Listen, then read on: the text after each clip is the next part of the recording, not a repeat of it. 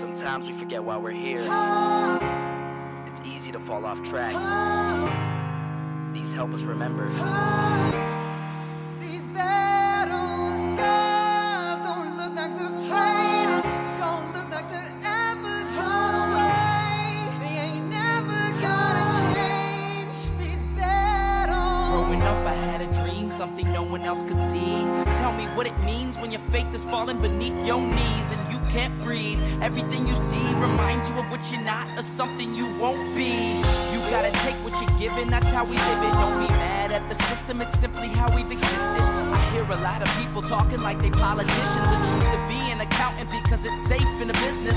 Not because they wanna do it, just because they heard it pays. And who the fuck wants to be poor knowing that's how we've been raised? Society is getting heavy, I can feel the weight. The pressure of success is like 100 million pounds of shame. And that's the reason I'm staying up late, trying to find a way to escape the stereotypes this day and age is making me feel like the only way I'll be happy is getting signed to a label and making money through rapping. I wanna share my emotion because this world is attacking the very principle of life that lets the people be happy.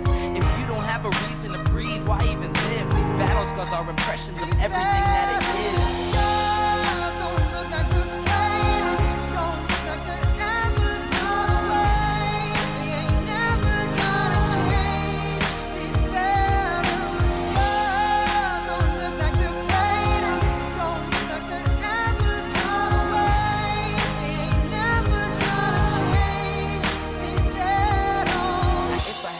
That reached 100 million people, I tell them there's a reason that we're all created equal. Cause some decide to be great and some decide a sequel to an average person's life is simply what they want to be. So you make your decision, all I know is what I'm given. Won't define the life I lead or the way I dwell in existence. I've seen a greater image on the walls of where I'm living, and the words twisted and scripted remind me of something written. Faith is a gift that is given down to the people. If one believes it, one receives it. It's given if it is needed. Don't ever think you're trapped in a life that you never wanted. Your options are infinite, that's some mathematical logic. I'm not saying I'm a prophet, I'm speaking for what it's worth. These lyrics define my prayers and these battle scars on my church. Not saying I'm a prophet, I'm speaking for what it's worth. These lyrics define my prayers, these battle scars on my church.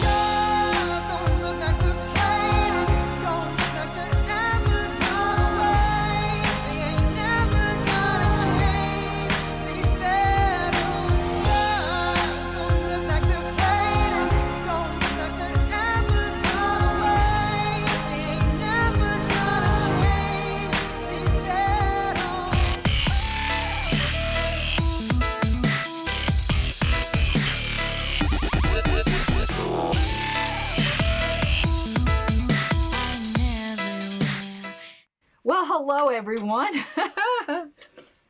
I decided to put my hair up and look, round two, Kenny. You guys just got to give me a second because I'm still making my little RCV sandwiches. Oh my God. Why do I have Rich here? What did I do wrong? Oh my goodness. Okay, Rich 1, John 1. Aaron. Okay, you just gotta give me a few minutes because I have them all written out. I just didn't make my little sandwiches of choices. 1, 2, 3, 4. I'm almost done. I'm on the regionals.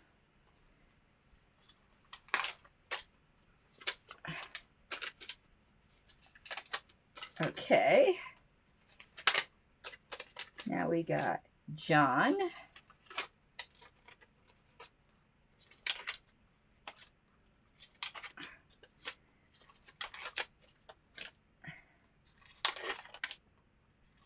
Okay. You know, what they said about organized religion, don't be worried, we're not that organized. That's me. Okay, Rich 1, Rich 2, Rich 3. And a lot of people didn't rank all 4 choices, so that's making it easier. So we have Susan 1, Susan 2. Is my sound working?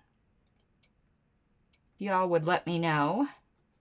I think it is, because normally y'all would be yelling at me if it wasn't working.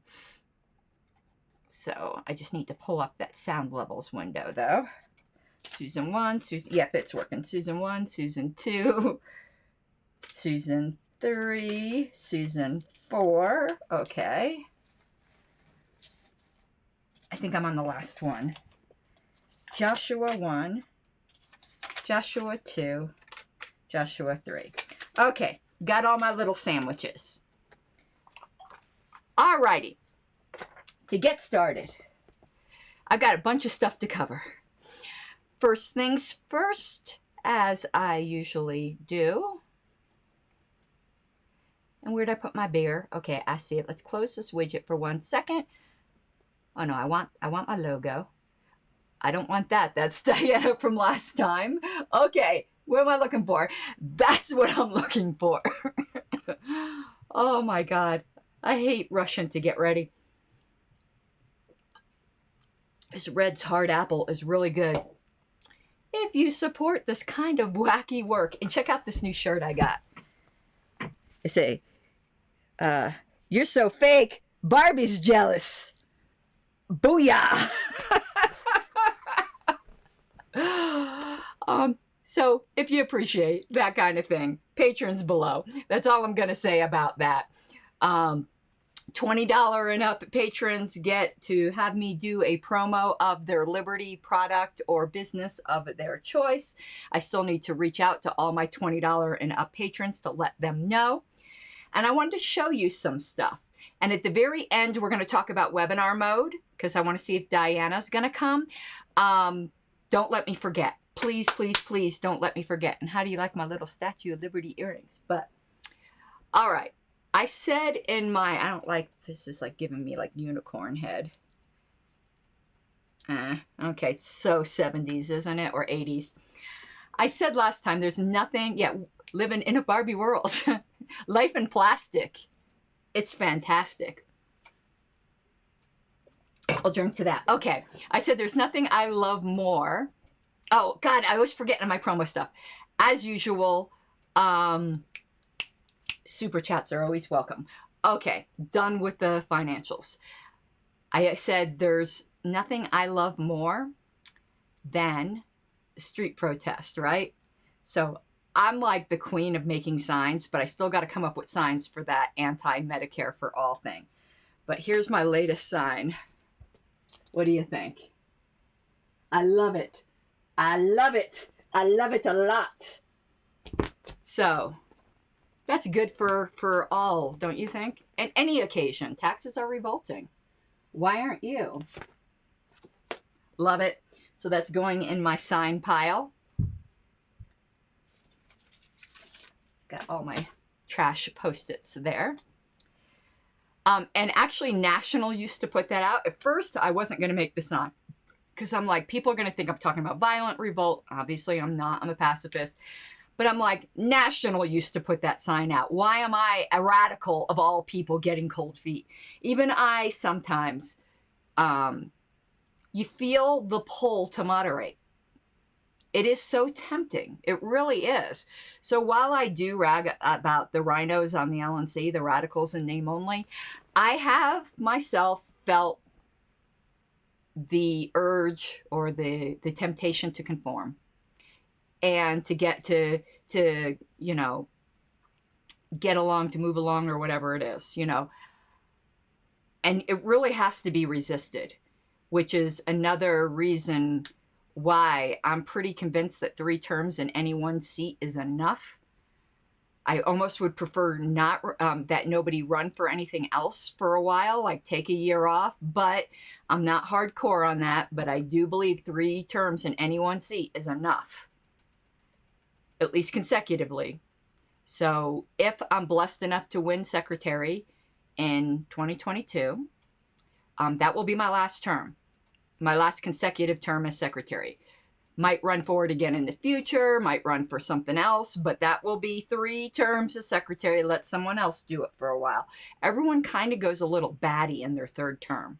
Hopefully, if I win, I won't, but I wouldn't be surprised because it seems like everyone does.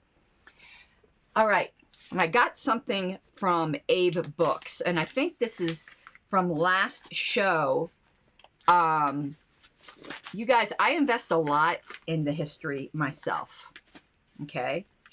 This isn't all stuff from the party archives. There were some books that were listed in the Political Action Manual last show, and I said I was going to see if I could find any of them, and I believe I found at least one of them. So the date on this, it's from the Chamber of Commerce of the United States. I didn't know there was a U.S. Chamber of Commerce. I knew there was for cities. Excuse me. And it's called Action Course in Political Politics, and I think it's from the sometime in the 1960s. Very patriotic. I prefer my patriotic. It's the only time I think I've ever used red, white, and blue on a sign. I'm not patriotic, if you haven't been able to tell. So it's a bunch of little, wow, this is in great shape. It's a bunch of little pamphlets in the original little cardboard thing. This is super in great shape. Let me see if I can find the year on it. And I'll show you everything else. Just see if I can find the year. 1969. So the LP people would have been using this. And there are 6 booklets. Look what great shape this is in. On the back it says Political Participation Program. I wonder how much in tax theft money was for this. And check this out. It even had the insert, which it looks like a poster. Look at this. Wow. This is really a collector item. Oh, so it's not a poster, it's like a pamphlet. So it says, here it is, a shorter, sharper action course in political politics. And look at this young Bob Dole on the cover there. Right there.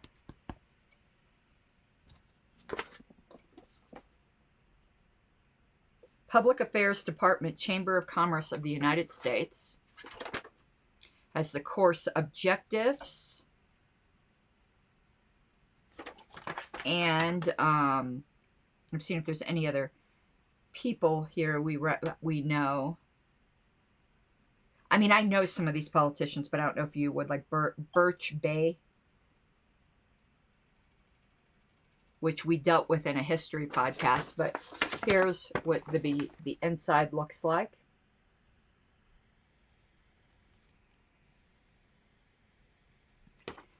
And on the back, man, check out this lady. Boy, does she look like librarians from the past, doesn't she? She looks like some of the people in the parliamentary that were chairs of the National Association of Parliamentarians.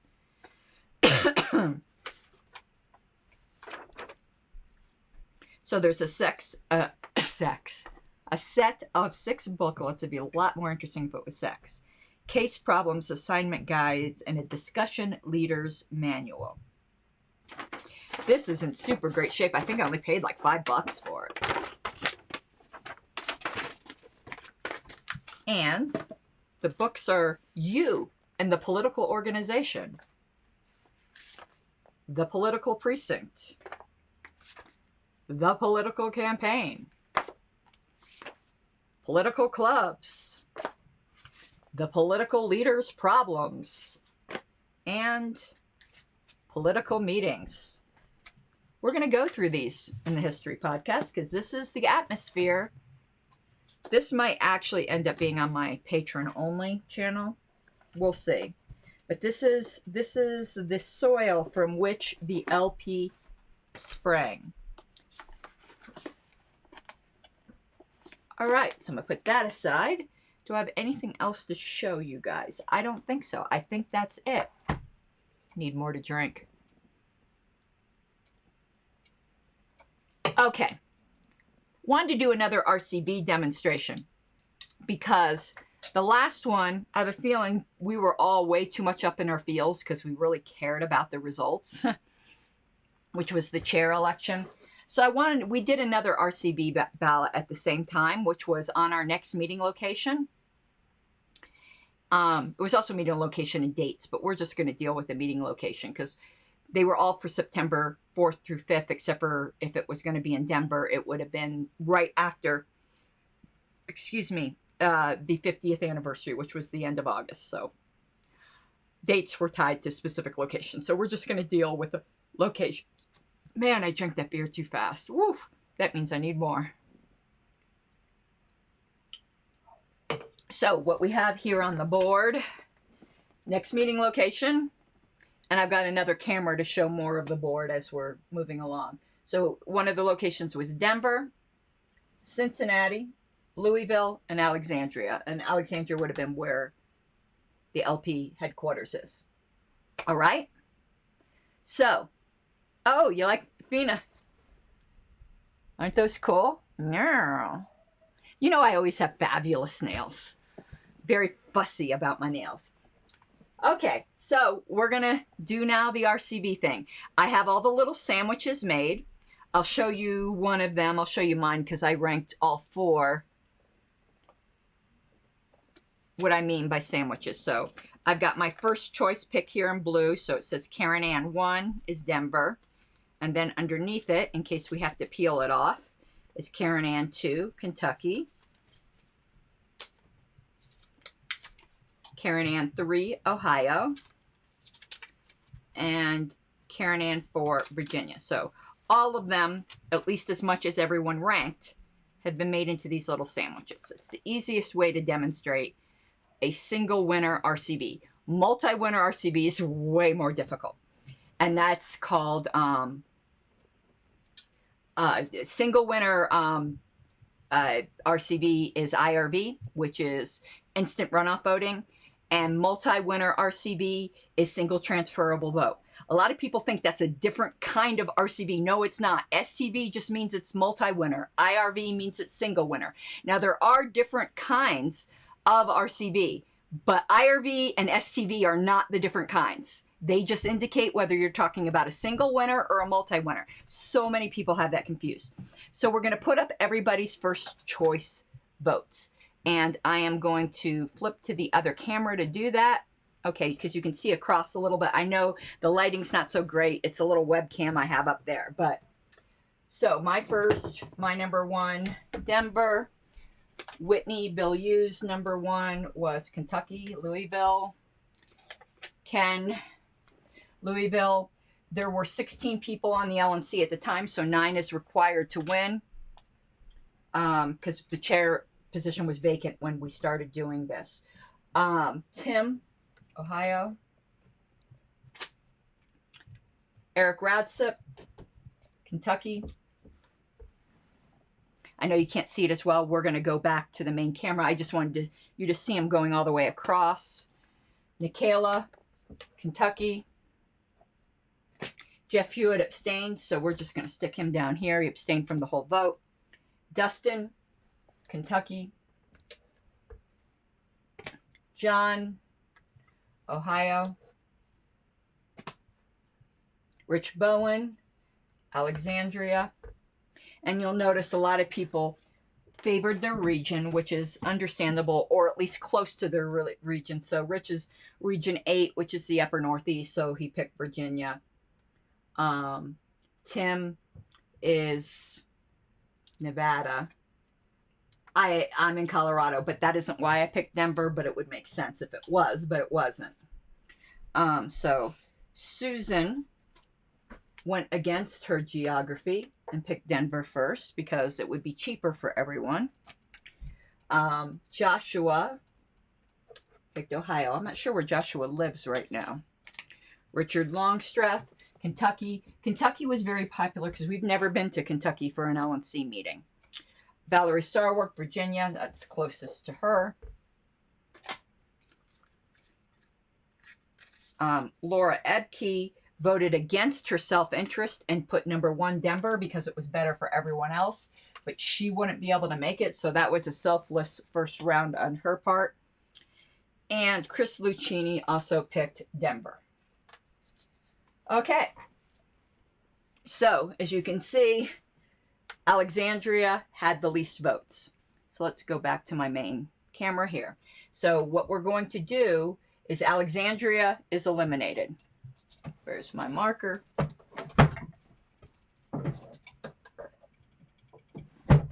So Alexandria gets eliminated, and we remove Alexandria first choice votes from Valerie and from Rich Bowen, and we transfer their votes to their second place.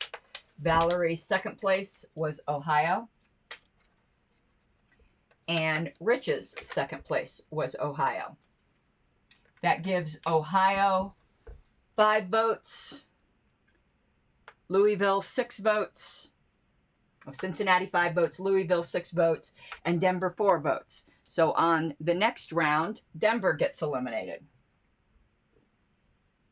And we transfer those votes. So my first choice of Denver gets eliminated. My second choice was Kentucky. I know you can't see it. We're going to go back to the other thing. Susan's first choice was Denver. It gets eliminated. Her second choice was Virginia, which was already eliminated, so her second choice goes out the window. Her third choice was Kentucky. 1, 2, 3, 4, 5, 6, 7, 8. One more vote and Kentucky wins, but we're going to transfer all of them anyway. Okay, Laura's first choice was Denver. Her second choice is Kentucky. So Kentucky, I'll just stick this here, wins, but let's also transfer Chris's, which was also Kentucky. So Kentucky wins. I think that was how many rounds? 4 rounds? Or is it 3 rounds? What, however many rounds it was, Kentucky wins with, I think 10 votes. 1, 2, 3, 4, 5, 6, 7, 8. 10 votes to Ohio's 5. Ohio never even got close to a majority. So that's very, and I'm going to go to the other camera here so you can see. Yeah, 3 rounds. So you can see it ended up in a showdown between Cincinnati and Louisville won. So on a race that we're not quite so up in our feels about, I think this was a very easy demonstration of RCV. Now, if we were just curious what everyone else's choice underneath there first here for Ohio to see how disappointed they would be once Ohio was eliminated. Tim's next choice was Kentucky. John's next choice was Kentucky. Joshua's next choice was Kentucky. Valerie did not vote for anything after Ohio, so her ballot would have been exhausted. And Rich was Kentucky. So Kentucky's definitely the consensus candidate. So hopefully each time we do this, you guys will start to be more comfortable and understand RCV more and not just relying on the computer. It's actually quite simple to do by hand. You could do it with stacks of paper as well, but I wanted to show you visually. But maybe next time we'll try it. I'll get an overhead camera and we'll do it with shifting stacks of paper, so you see the way it's normally hand counted. What did I just roll up? I rolled over.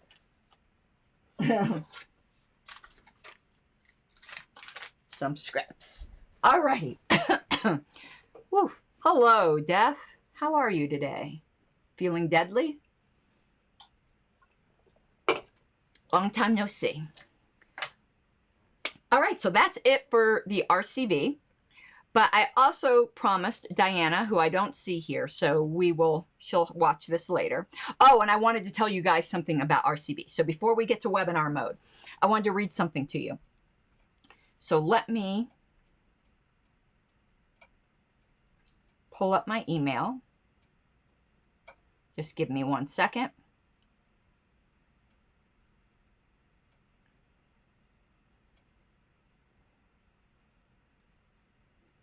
And I'm going to download this letter, and I'm going to also tell you their response, because I already got a response. But I want to, Death was on vacation. Death is not allowed to be on vacation. All right.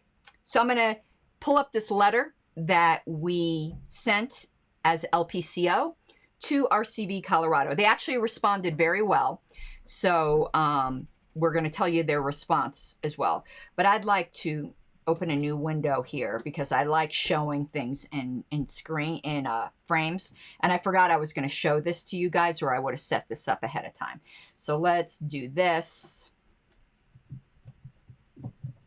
Oh, look, it's pulling up my other camera. Well, let's just keep that camera up. Why not? You get another view of my studio. And let me pull in this letter I wanted to show you. I think it's in my downloads folder. Or is it on my desktop? It's on my desktop. So let's pull this up. Okay. And I'll read this out loud. From the LPCO. And you notice the way we did our logo. I know I love pointing shit like this out, where it says Libertarian and underneath it says Party of Colorado. You'll see a lot of them that use the chicken on the stick in their logo will have it right justified. And for shorter state names, I think that works out okay, but I like the way this one is spread out. It's called kerning. Any of you who are into graphic designs, you'll see the way this is kerned out, and I like that. But I suppose like if it was Ohio, it would look really weird. But it's fine with longer state names. All right, so July 15th, 2001 to Linda Templin and Emma Donahue of RCV, Colorado. Dear Ms. Templin and Ms. Donahue, our secretary, Karen Ann Harlos, who is also the National Secretary of the Libertarian Party, bitch is still here, alerted us to a requirement that RCV, Colorado had imposed upon volunteers for its political, I skipped the word event, my bad, for its political event on the weekend of July 10th through 11th, 2021. That being having submitted to a COVID vaccine. This is completely unacceptable to the Libertarian Party of Colorado, open paren LPCO, close paren. As you know, the LPCO and Ms. Harlos have been vocal supporters of your cause, and the newly elected board is eager to promote and assist. But this is a deal breaker for us. It is completely violative of bodily autonomy to require someone to permanently alter their body in order to participate in civic volunteer life, and we refuse to be a part of that. We support RCV on principle, but a higher principle, self-ownership, prevails. I imagine that many conservative groups would feel the same. So unless you are intending to make RCV Colorado primarily sympathetic to the left, we urge you to modify that stance to simply and politely ask people to be voluntarily vaccinated and leaving it up to them. But be absolutely clear. The LPCO will not promote or urge its activists to hit the streets for your organization if you are going to insist on creating two classes of citizens and discriminating against those who cannot be vaccinated, as well as those who choose not to be, open paren, not to mention those who find it unacceptably invasive of their privacy to disclose their status as vaccinated, close paren. On a related note, as you know, I and Ms. Harlos are planning on petitioning to get ranked choice on the ballot in Castle Rock. We cannot succeed without the support of RCV Colorado. But if you are going to impose this vaccination requirement on petitioning volunteers recruited by you, we will need to withdraw our intentions and find other political causes to pursue in Castle Rock. Please let us know. In Liberty, Wayne Harlos, Chair, Libertarian Party of Colorado, passed without objection by resolution of the board on July 12, 2021. I brought this to the board and drafted the letter and asked them to approve. It was very difficult for me. I want to change my camera angle here. And I'm going to show you their response. It was a very positive response. So I love RCV Colorado. I'm on their policy committee. I'm an activist with them, but I was ready to drop them like a hot potato over this because a higher principle prevails, self-ownership. I did not participate in that canvassing event on July 10th through 11th because of that. I'm very good friends with Linda Templin, who's one of the ladies we wrote here. So let me get their response. I'm going to print it out and pull it up on the screen. They responded right away. I'm one of their better activists. And it was funny, Frank Atwood was at that meeting. If you don't know Frank, Frank is our approval voting activist. And I think in some ways he resents that I personally threw in my lot with RCV rather than approval voting. The LPCO supports both. I personally support RCV over approval voting. Let me pull up her response. Well, first let me put this off the screen. Now let me pull up her response. And this was just today, and we already got a response. So you'll see I sent her, Linda and Emma, I was asked as secretary of the LPCO to transmit this letter to you. We look forward to hearing back. I have CC'd the board. So here's Linda's response. Excuse me. And she also copied, I'm noticing Desmond Wallington, who's part of RCV Colorado. I didn't notice that before. Hi, Karen Ann. Thank you for the letter and for bringing up concerns about liberty. As always, I am grateful to you and the LPCO for insights. As an organization, we believe that we very much do need a diversity of viewpoints. RCV4CO took last weekend's voluntary activity, quote unquote, vaccine please stance as a preventative measure. The concern was that COVID exposure could potentially inflict harm to the Denver community or to our volunteers. It was our accommodation that volunteers could assist remotely if they are unvaccinated.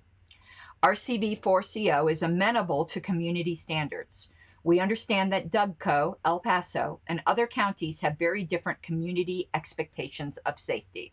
And she's correct. Denver is very, very progressive. I am not sure this is the answer, but what do you think of having two types of counties? Quote unquote, vaccine please, and quote unquote, informed consent only. The information would be that week's county health statistics on rate of vaccination and positivity rate as volunteers. They decide whether to attend / mask up. If LPCO prefers to not alert the libertarians of the quote unquote vaccine please events, that would be entirely reasonable. Thank you for your assistance in navigating this complex social territory. I look forward to hearing your thoughts. I thought that was a very polite letter. Just so you know, Linda's background, she's from the Green Party. So she's very much from the left. And here is what I wrote back. Obviously, we would prefer all voluntary informed consent, but if at least some are, that we will gladly promote and participate in these. Thank you for considering us. I want to be very clear, we are not anti-vax by any means. I personally say take my money when I hear of new vaccines. But this is a bodily autonomy issue and self-ownership is the core of libertarian philosophy. I am concerned, though I am concerned, though I am sure you guys looked into this, about the legality of asking for private medical information. I think we are going to see a lot of court cases about this in the coming year. I do know there were remote opportunities, but that created the dual classes of volunteers that we could not support. Thank you so much for your kind response. That was respectful of our viewpoint. So I thought this went as well as could be expected. So there will be some we can support and some we would not. You might not have caught in her response here where she said, we understand that DUGCO, El Paso, and other counties have different community expectations of safety. She was responding there without saying so to our question about Castle Rock. Castle Rock's in DUGCO. DUGCO, we're not freaking out about the virus here. So she was obliquely answering the question that they are fine with just putting informed consent for Castle Rock volunteers for the petitioning effort that Wayne and I want to do. So that is still on as far as we are concerned. There's another petitioning thing we're not directly involved in, but there is a libertarian involved in it that came and spoke to our board. I don't have all the information on it right now. I'll also be updating you guys for tomorrow. And Farron, you'll be interested in all this. Oh, by the way, Farron, see Wayne. Farron lives in our neighborhood, by the way. And Josh, I'll get to your question. So Farron lives in the same neighborhood we do. So Farron, see Wayne, he has some petitions for, it's to lower property taxes. I'm going to update us on that maybe tomorrow. But if you see him, he needs signatures. They've got there's another libertarian spearheading it, but we offered to help. Also tomorrow, and Farhan, you should be excited about this, Wayne and I are having lunch with Doug Bruce. Doug Bruce is a legend. He is the author of, and he's just a thorn in the side of legislatures, but he's the author of TABOR, which is the Taxpayer Bill of Rights that we have here in Colorado, which we argued quite a bit at the Castle Rock Town Council. You heard TABOR come up over and over, and de-Brucing. Well, we are meeting with Bruce tomorrow. Apparently, he has a new initiative which will help protect TABOR. So I will update you on that also tomorrow. And if possible, I would like to see if Doug would let me record the meeting.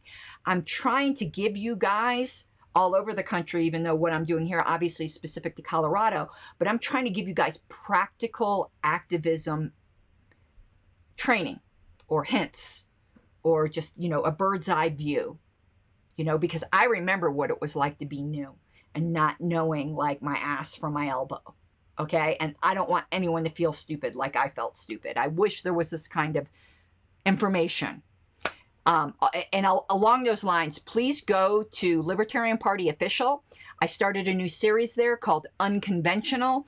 It'll be every other Tuesday at 7 p.m. Mountain Time. It's going to go through to next year, and it's going to teach you soup to nuts how to be a good national convention delegate.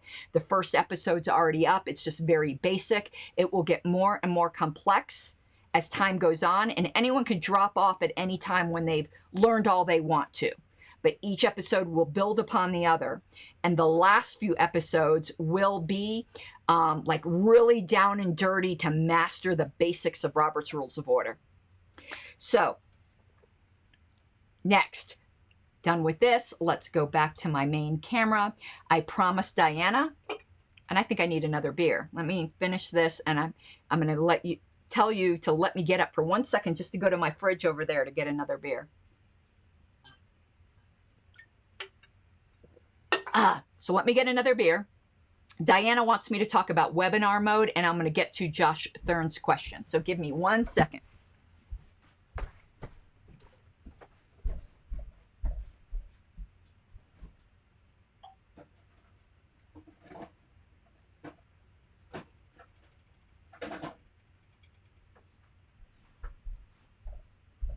Okay, this is a different flavor. I don't know if I'm going to like this.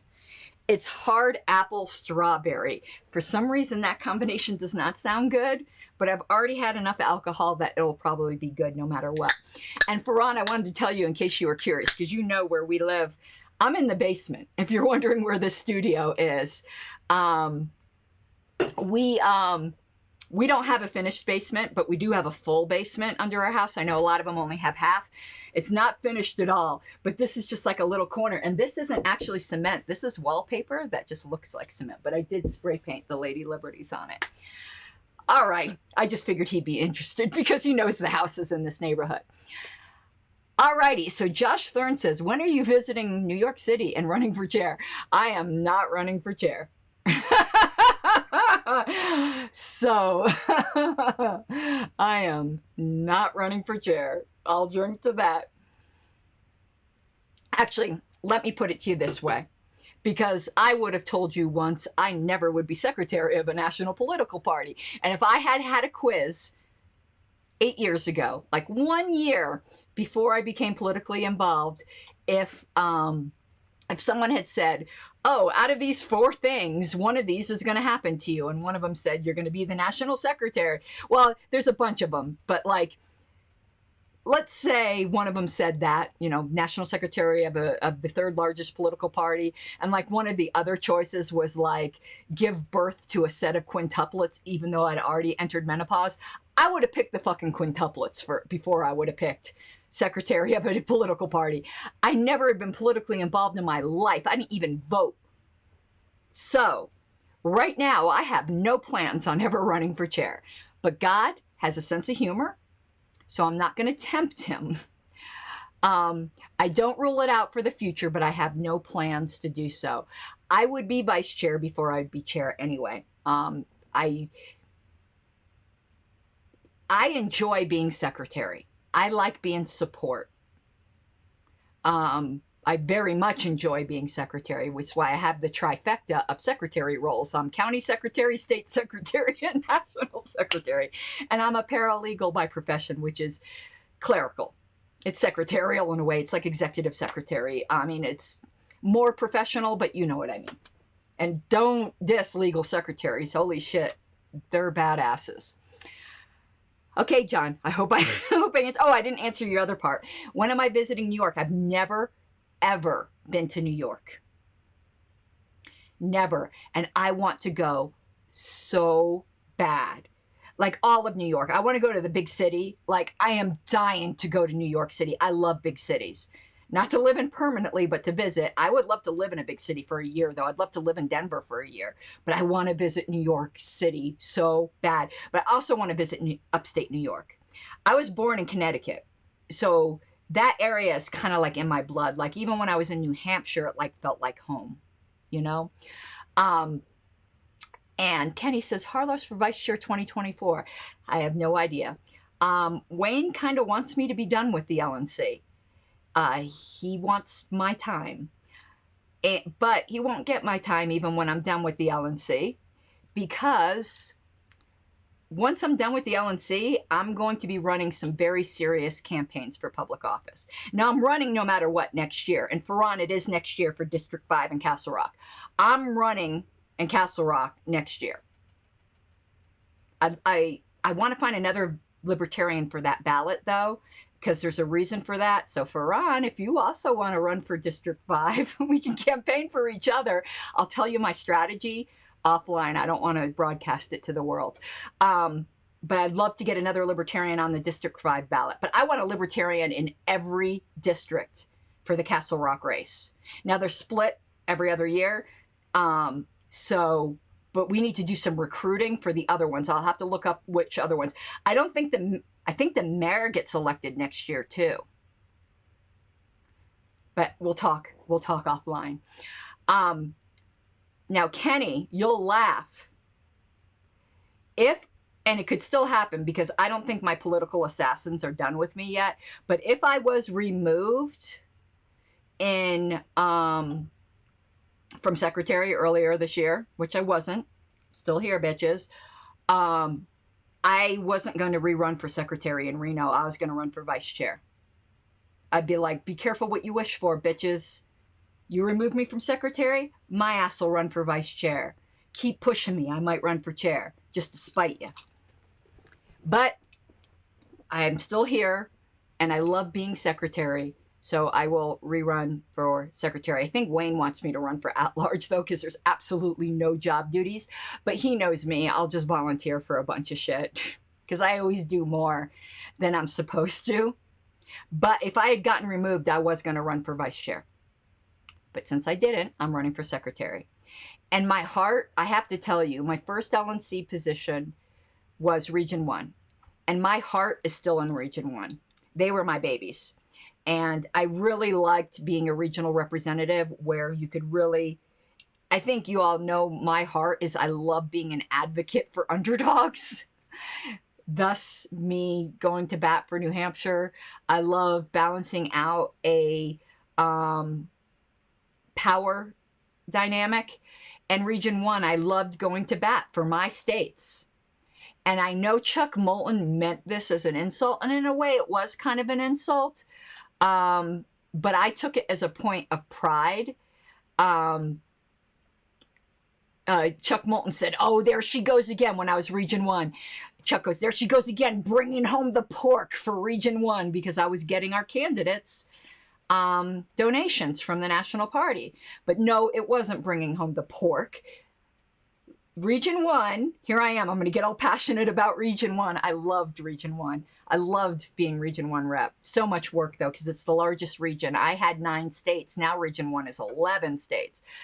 But Region 1, all of our states in Region 1, except for Washington, already have ballot access. And Washington, all it requires is 1,000 signatures. Meanwhile, Ohio and Oklahoma are having 250,000.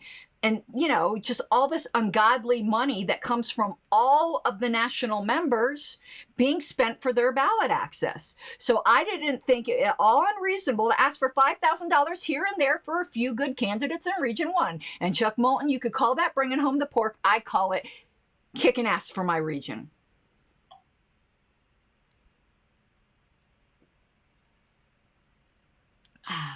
Yeah, if you have a chair that you like, get me to be vice chair. Because we'll keep that chair in at all costs. Oh, my Lord. But to be honest, I probably would run for state party chair before I'd ever consider national vice chair even. And I do plan on at some point running for Colorado state chair. But I will never run against Wayne. Wouldn't that be funny if I ran against Wayne? I'd kick his ass. I'm so competitive. It's terrible. Oh, my goodness. But I am training up an assistant secretary who perhaps will be running after my hopefully third term. All right, webinar mode. Here's the controversy du jour.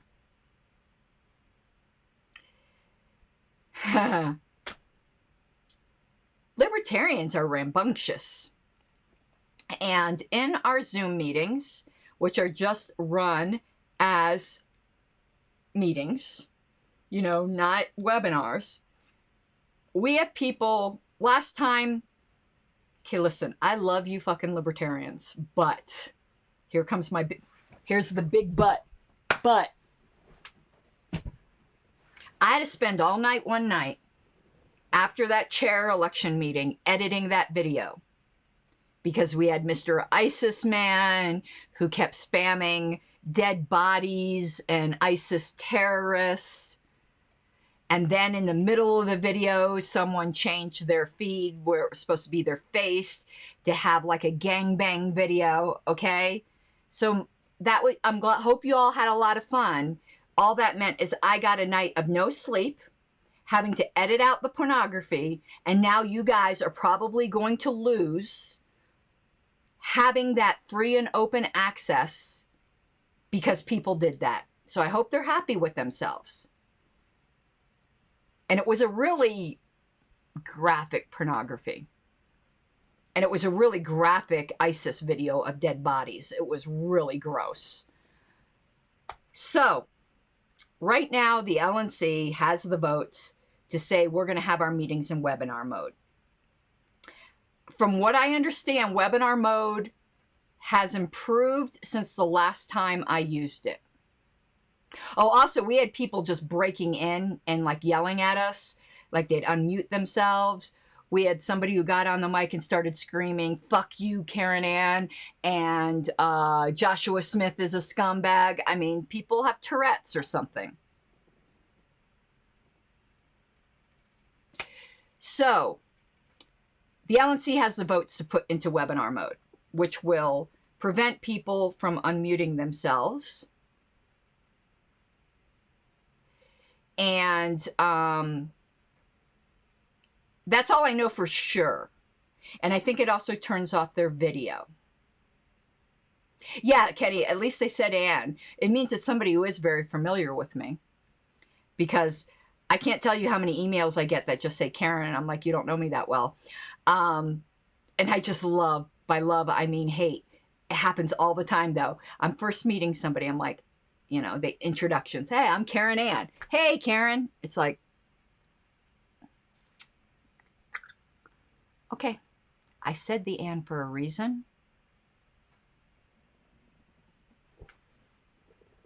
Now, y'all know my heart is, we can put, listen, this is my heart.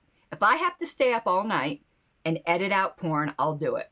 It's worth it to me for the membership to be able to participate freely. I wish I didn't have to, but I'm willing to do it. They put it on staff, and I said, no, don't make staff do it because we'd have to pay for that. I'll do it. I don't mind having to hear "fuck you, Karen Ann" every once in a while on a microphone. I'll live. I put on my big girl knickers before I go to meetings. I've heard worse. Particularly since whenever anyone gets on the mic, 95% of the comments are in support of me. I could live with the 5% of "fuck you, Karen Anns." I'm not going to die. We could publish it as private until somebody goes through and does the edits. I mean, there's fixes. But the rest of the LNC isn't quite as tolerant of it as I am. For whatever reason, I'm not judging them. Believe me, when I have criticism, I don't hold back. So don't think I'm just being polite when I say I really don't blame them. We all have different levels. So they're going to go into webinar mode. The last time I used webinar mode was at the 2020 online portion of our convention, and it was horrible. The only way people... you do have chat. Or is it question and answer? I think it was question and answer. Here's my concern. We're going to look up webinar mode in a minute. I'm fine with webinar mode if it keeps people from yelling out. And if it keeps people from posting porn instead of their video of themselves. Faith, actually, that's not true, though. Let me put Faith's comment up, because this seems intuitive to people, but this isn't correct. They wouldn't do it at a face-to-face, so waiting until public comment to speak up is appropriate. I know that seems intuitive, but members are allowed to participate in debate at LNC meetings. They're allowed to seek to be recognized. Now, it has to be done without objection, or if an LNC member objects, then it requires, I think, a 2/3 vote of the board. We very rarely object, so I can't remember the threshold. I believe it's 2/3. So no, they do have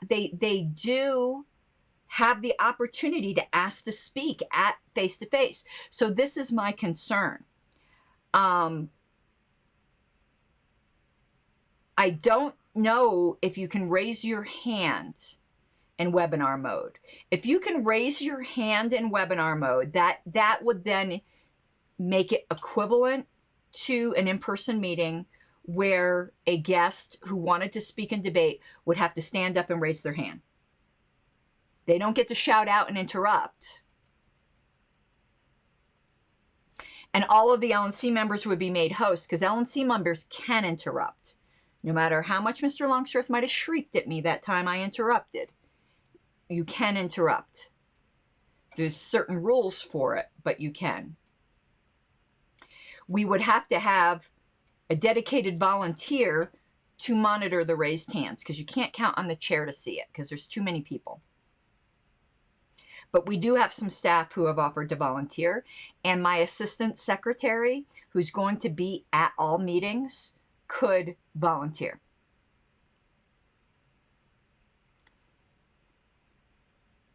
So if they can raise their hand in webinar mode, which I believe they can, so that will allow for public comment. My concern is chat. I believe they should be allowed to chat all they want, and I don't care what they say. Yeah, there should be, just say who raised hands first. Zoom doesn't have that yet. It's just a matter of spotting it, but we have that same problem even with LNC members that want to speak. And usually people are pretty honest. Oh, so-and-so had their hand up ahead of me.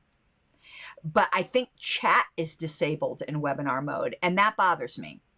Because even though they, we're going to look that up, Ryan. I think they just added raised hands in webinar with the Zoom upgrade. Because Zoom just added an upgrade for raised hands for co-hosts, which didn't used to be there before. And it was a pain in the ass for me.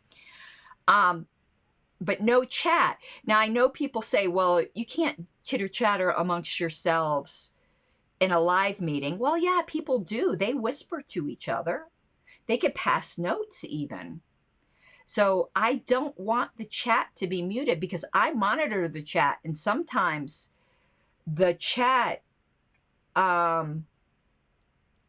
gives me ideas, or I see a member ask a question that I think is a good question, and then I use my power as an LNC member to ask the question on behalf of the member. I don't want to get rid of the chat. Of course, we can always encourage them to go to the YouTube live chat, and I could just monitor that, but that I already am doing an awful lot at these meetings between minutes and live voting and everything. So let's go to Mr. Google and see if you can raise your hand in Zoom webinar mode and if you can have chat. So I'm looking up Zoom webinar, raise hand, because I think you can now. Raising your hand in a webinar. This was updated 6 days ago. Okay, check this out. Let me share my screen.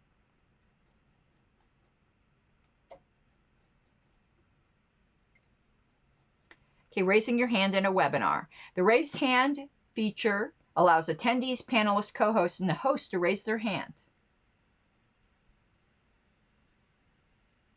And I saw somewhere in here it informs the host that, so it gives them some kind of notification that they raised their hands. To manage participants with raised hands,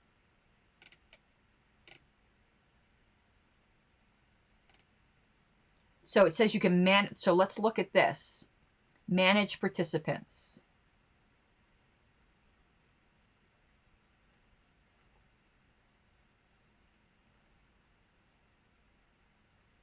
Okay, first thing shows participants that are allowed to talk, and then participants with their hands raised. Oh, check this out. Participants that raise their hand first are displayed at the top. But that's panelists. I want to look for attendees. Managing attendees. So here's where you allow them to talk.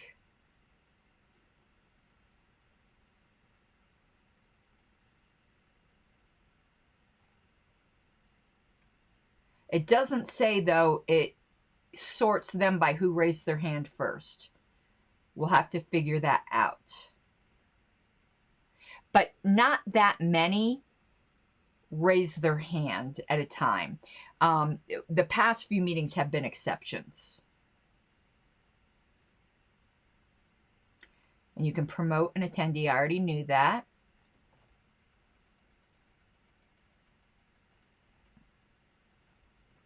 Okay, let's look at chat then in Zoom. So Zoom webinar, I think only private chats. Chat versus Q&A. Okay, let's see. Okay, that's public Q&A and chat feature.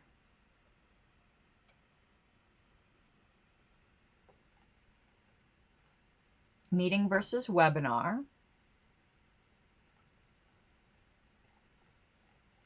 Okay, I'm looking for chat though. Okay,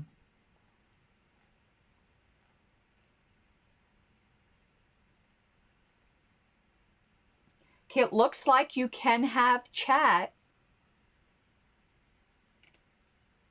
in a webinar. If so, my concerns are alleviated. I would like to know if Diana has other concerns, so she'll need to let me know. And also, we still run the risk of people getting on the mic or being in the chat and being very disruptive. Or we had somebody who was sexually harassing a minor, or at least the accusation was. I don't know if they were or they weren't, because I didn't see everything. We could require registration so that we know who everyone is, and we could deal with following up with their affiliate if somebody does something that's illegal.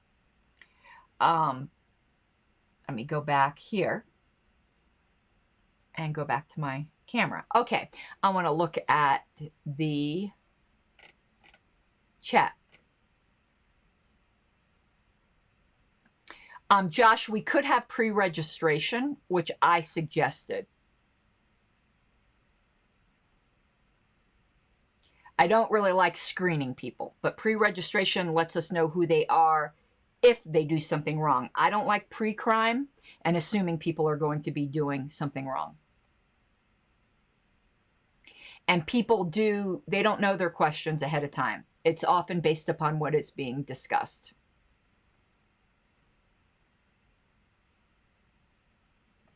So, Diana, I think maybe our concerns with webinar have been answered. I would love to know if you have any other. But if people can raise their hand and if they can chat, then they can participate fully. What they're not able to do is verbally interrupt the meeting, but they shouldn't be allowed to do that anyway. They're not allowed to do that in a live meeting. So I don't know. I might be okay with webinar. What I told Diana in an email was that let's try it for one meeting. And she had my word that if it somehow stifled member participation, that I would then oppose it. But I didn't want to just oppose it for the sake of opposing it. I know people in the LNC think I do that. I don't. But we would never do pay to play, Josh. I'm completely opposed to any scheme of pay to play.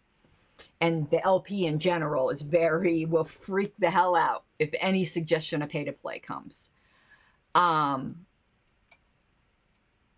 So we're going to try it, I think. Well, they already have the votes to try it, whether I like it or not. So I think, though, I might be okay with it.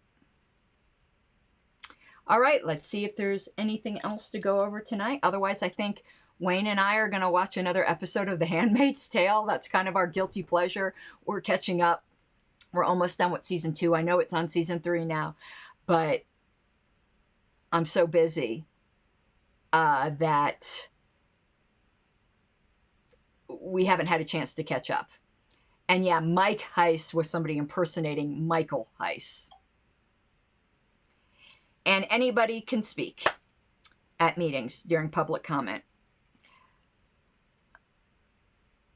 Alrighty, I think that is it for this evening.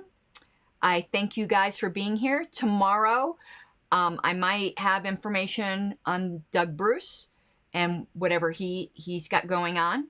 I know it's a petition rights thing. And that other initiative that we have the petition here, update you guys on that. But Friday night, as you know, is always history. So we will have a history show tomorrow, and we are going to start going through. I'm going to pull it out here, show you guys. The Political Action Manual. And that's where I found out at the end for resources where I found out about this, which we went over at the beginning of the show. So we will be doing that tomorrow. Oh, and by the way, I'll ask Doug if I can record it, but he might be a little weird about that. I had said for patrons, because we're almost done, and I'm almost done reading. All I have left is one more chapter to read. Fear and Loathing on the Campaign Trail 1972. One more chapter to read, and then I need to record my patron-only content on that. And I was going to immediately go to start talking about Radicals for Capitalism. But when I went to go pull that off the shelf, I found another book that I want to do first because it's very timely for what we're doing in our history right now. And the name of the book is just called 1973. I think it's just called January 1973. I have to look at the title, but it talks about Watergate. I think it talks about Roe v. Wade. Like, it talks about all this momentous stuff that was happening right then. So that book, I think, is very timely. And then we'll do Radicals for Capitalism. So that's it, everyone. I've been recording a lot today. Hopefully the YouTube ad gods will be kind, because this is my part-time job right now. But I am going to take off. I will see you all tomorrow. Love you all.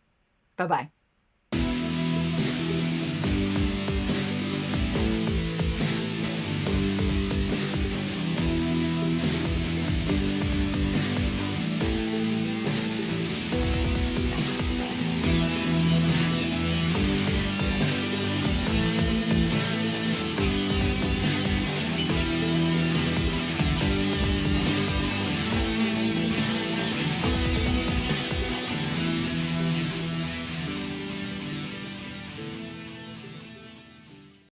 gotta take what you're given, that's how we live it. Don't be mad at the system, it's simply how we've existed. I hear a lot of people talking like they politicians, or choose to be an accountant because it's safe